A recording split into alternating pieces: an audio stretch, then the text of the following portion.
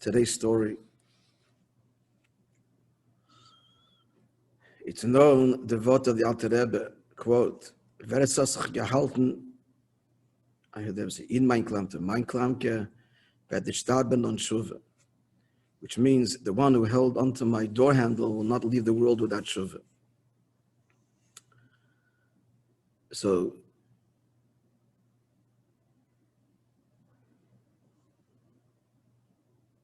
this was related by Reb Shilem,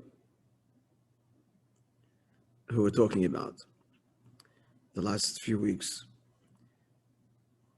And he said, Reb Shilem said, that when Alter Rebbe said, hat gehalten, die Klamke, he said, even if someone wanted to enter the room but didn't, it's a pshat, he's only holding the door handle.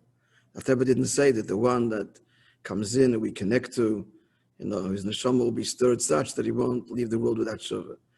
He said even that he's in the outside of the door, which means he wanted to, but never actually made it. It applies to him as well. And he concludes, I don't know who's telling the story here, Modche Pelov. Modche Pelov was one of his Talmidim. He was the Rav in Australia, the Rav, the official Rav after the war. He never saw the Rebbe, that's a whole interesting story. And he actually died on Yom Kippur, at the age of around 19.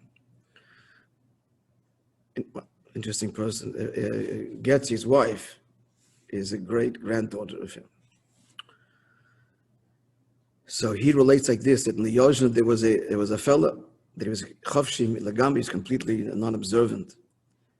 And once it happened that he held on to the Begashmis, held on to Alter Rebbe's, it's a very powerful story, the Alter Rebbe's door handle.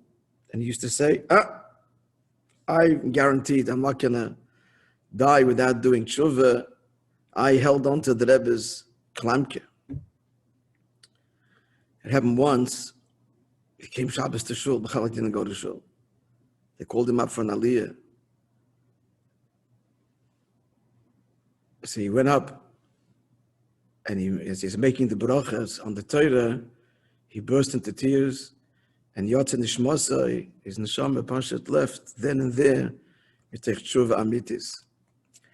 Which reminds me of a story of my dear friend's father, Rabbi Yoyev Kimmelman. They were close family friends, Rabbi Yoyev, and several other young fellows were survivors of Buchenwald, and they came together to Australia after the war.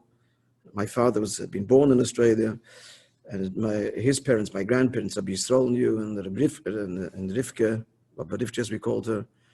So they took in all of these orphans to their home and made shidduchim and established them. Many of them, if not all of them, went on to be immensely successful.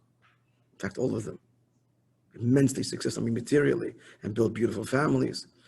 So this Yoyev was in Buchenwald. He came from a Gera, Chassidic home.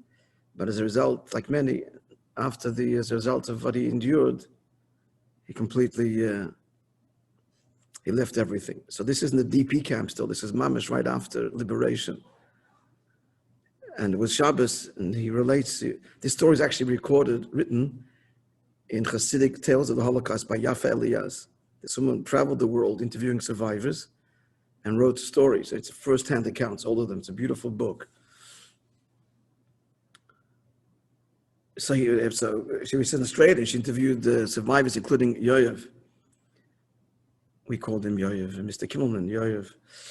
So he said, I was smoking Shabbos afternoon and hanging out with the boys and smoking a cigarette.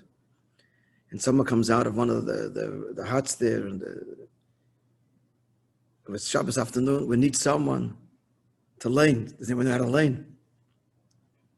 So he said, he was a Balkoid, it was a beautiful Baltfila, very musical.